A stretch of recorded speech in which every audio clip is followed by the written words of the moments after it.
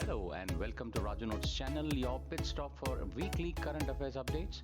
The updates tailor-made for students taking all kinds of competitive exams like UPSC, civils, defense and placement interviews.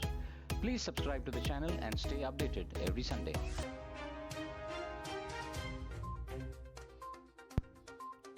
India has held discussions with Russia over the supply of S-400 systems, Su-30 MKI upgrades and procurement of critical military hardware in expeditious timeframes. Defense Minister Rajnath Singh had a bilateral meeting with Russian counterpart Andrew Belosov on the sidelines of the Shanghai Cooperation Organization SCO Defense Ministers meeting in Qingdao, China. The two ministers held in-depth discussions on range of issues covering current geopolitical situations, cross-border terrorism, and Indo-Russian defense cooperation. During the meeting, the Russian defense minister highlighted the long standing Indo Russian relations and expressed solidarity with India on the horrendous and cowardly Pahalgam terror attack.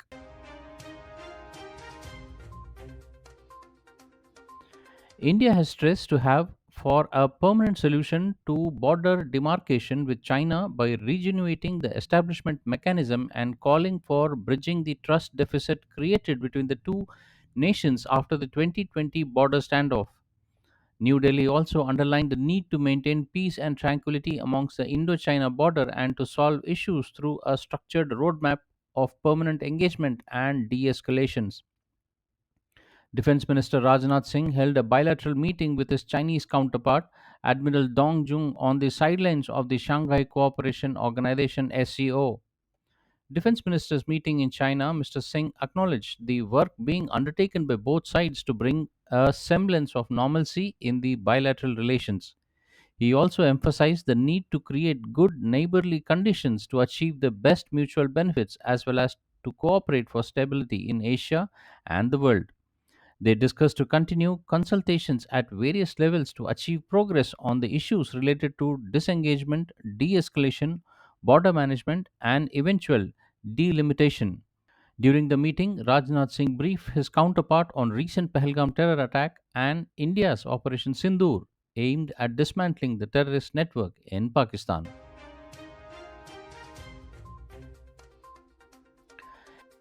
India is exporting 10 diesel electric locomotives of 3,300 horsepower to Mozambique. These locomotives, manufactured by Banaras Locomotive Works, are not only technologically advanced but also have several special facilities for the driver. This includes aesthetic cab design, toilet facility, and a refrigerator. These features not only ensure drivers' comfort but also reflect the quality of the workplace in accordance with the international standards. Executive Director of Information and Publicity of the Railways Board, Dilip Kumar, said out of these 10 locomotives, 2 locomotives have been successfully delivered to Mozambique in this month, while the remaining 8 locomotives are scheduled to be delivered by the end of this month.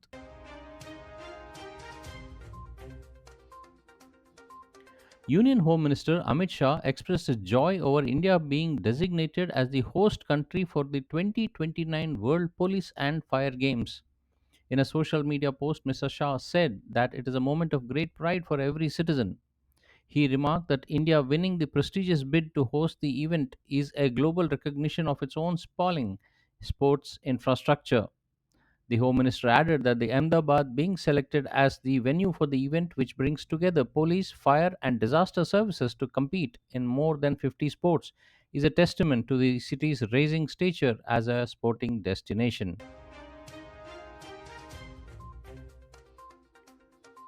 The Ministry of New and Renewable Energy has issued revised guidelines for the waste to energy projects to enhance performance, monitoring, and speedier central financial assistance CFA dispersal. Under the new framework, the ministry has simplified several processes such as cutting down on paperwork and easing approval requirements. Flexible provisions have been introduced in the scheme for release of a CFA based on plant performance. Previously, companies had to wait until the entire waste to energy project attains 80% generation to receive support. However, under the new guidelines, those provisions have been relaxed and the financial assistance will be now released in two stages. 50% of the total CFA will be released after obtaining the consent to operate certificate from State Pollution Control Board, while the remaining amount will be released after achieving 80% of the rated capacity or the maximum CFA eligible capacity, whichever is lesser. The move will enable the industry, especially MSMEs, to enhance their production of compressed biogas, and power. It added that these revisions aim to foster a more efficient, transparent, and performance oriented ecosystem for biowaste to energy deployment in India. India has achieved a 78% decline in the under 5 mortality rate, surpassing the global reduction of 61%. As per United Nations Interagency Group for Child Mortality Estimation 2024 report, the neonatal mortality rate has also declined by 70% as compared to 54% globally.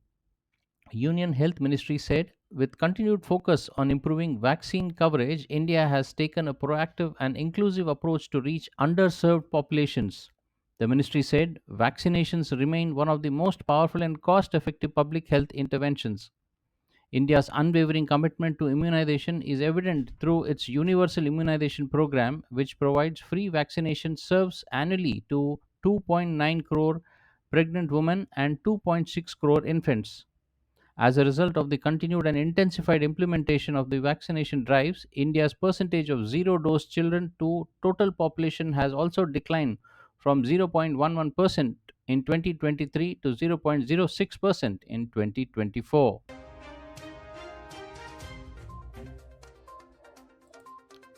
The government has launched the GOI Stats mobile application, which will help stakeholders seamlessly access official data on the go.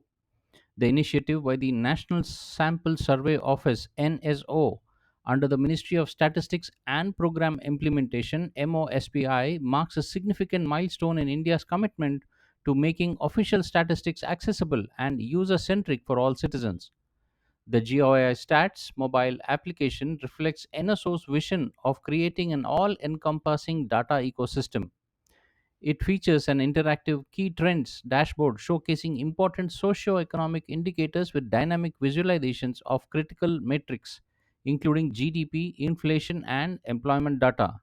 Currently, the Android version of the mobile application is available free of charge on Google Play Store. The iOS version will be released shortly.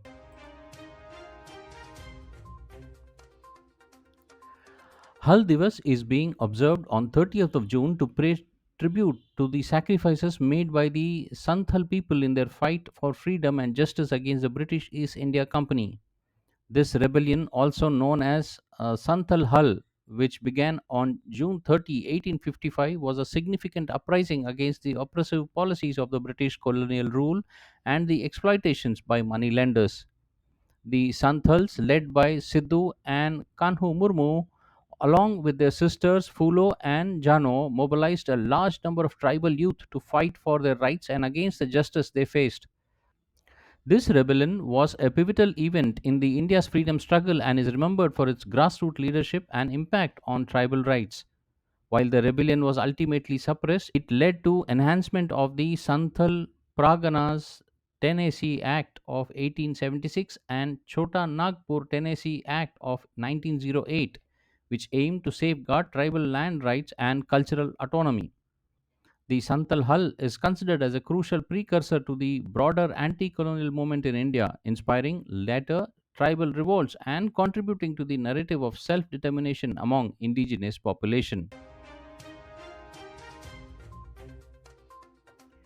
Union Minister for Shipping and Waterways Sarbananda Sonowal had said that the central government has a vision to professionalize 5,000 kilometers of navigable waterways in the country, connecting the Asian nations by cruise. Speaking at the inaugural of the first ASEAN India Cruise Dialogue, he said that the government's initiative of Sagar Mala has a target of 1 million passengers in 2029. He informed that the cruise ship call, which was 102 in 2013-2014, has increased to 14,272 calls. The minister said that in the past 11 years, the government has taken numerous initiatives on policy, legislation, taxation, and improvement of infrastructure, noting that the Prime Minister Narendra Modi has said that this is the right time to enable public private partnership to increase connectivity and enable customs and immigration access across the shores of the country. Observing that the cruise tourism offers a promising avenue to revive ancient culture in the modern world, he reiterated India's strong commitment to working closely with ASEAN member states to co create and co promote new circuits connecting the vibrant coastal cities and cultural destinations. He said that India is willing to start an integrated cruise network linking the country with other Asian nations to modern ports with efficient and real time tracking system.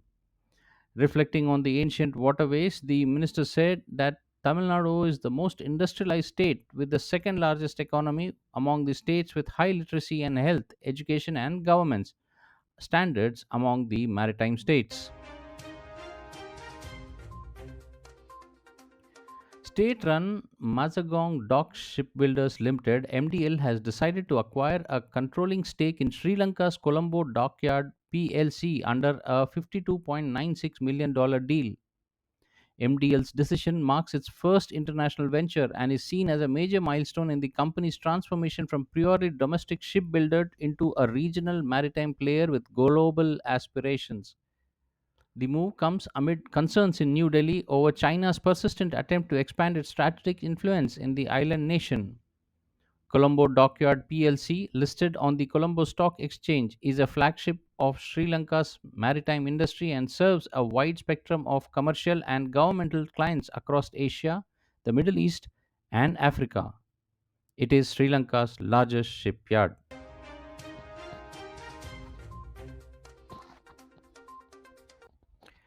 US President Donald Trump's Big Beautiful Bill has passed the key Senate vote. The bill was passed with a narrow vote of 51 to 49. As the bill now heads for its next round of votes, the US President has hailed the key Senate vote as a great victory for the Republican Party. The bill is part of Trump's effort towards tax cuts and spendings. The bill focuses on funds for the US President's top immigration, border, tax cut, and military priorities and policies. It will also extend the 2017 tax cuts imposed during the Trump's first presidency, which cut other taxes and boosted spending on military and border security as part of the crackdown on immigration.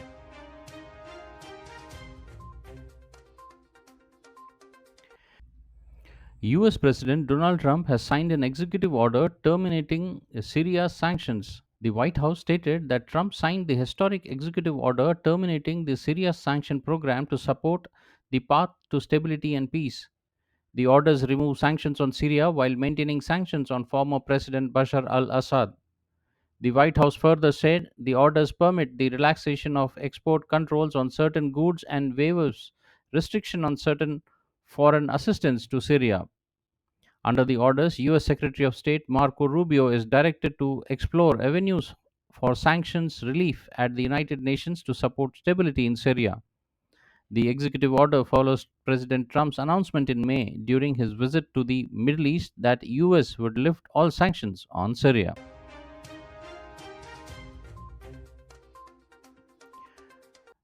Russia last week said that it has accepted credentials of a new ambassador of Afghanistan, making it the first nation to recognize the Taliban government of the country. In a statement, the Russian Foreign Ministry said Moscow saw a good prospects to develop ties and would continue to support Kabul in security, counterterrorism, and combating drug crime. It also saw significant trade and economic opportunities, especially in energy, transport, agriculture, and infrastructure. Afghan Foreign Minister Amir Khan Mutaki said in a statement that his country values the courageous steps taken by Russia and, God willing, it will serve as an example for others as well. No other country has formally recognized the Taliban government that seized power in August 2021 as US led forces staged a chaotic withdrawal from the Afghanistan after 20 years of war. However, China, United Arab Emirates, Uzbekistan, and Pakistan have all designated ambassador to Kabul in a step towards recognition.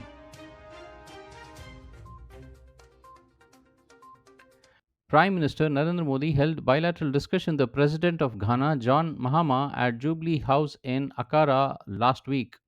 Both leaders discussed various steps to strengthen and deepen bilateral relations. 4 memorandum of understandings were signed following the talks, including in the area of cultural exchange and traditional music. In his joint press statement following the talks, Prime Minister Modi announced that they have decided to give India Ghana partnership the form of comprehensive partnership. Mr. Modi was also conferred with Ghana's highest state honor in the recognition of his distinguished statesmanship and influential global leadership. The Prime Minister arrived in Accra yesterday on a state visit to Ghana. He was accorded a ceremonial welcome by President Mahama, including Guard of Honor and a 21 gun salute at the airport.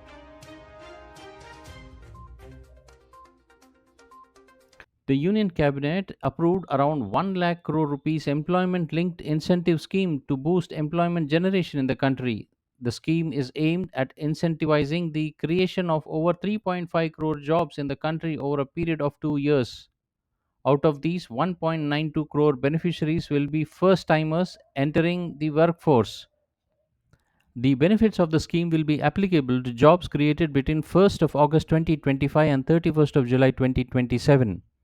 The scheme also aims to generate employment and provide social security across all sectors, with special focus on manufacturing sector. Briefing media about the cabinet decision in New Delhi, Information and Broadcasting Minister Ashwini Vaishnav said, first time employees will get 1 month's wage up to 15,000 rupees under the new scheme. He said that the employer will be given an incentive for a period of up to 2 years for generating additional employment, with extended benefits for another 2 years for manufacturing sector. He also said the government has decided to incentivize employers up to 3,000 per month for first 2 years for each additional employee with a sustained employment for at least 6 months. Well, that's all, friends, for this week's updates. See you soon next Sunday on the same channel. Till then, take care. Bye bye.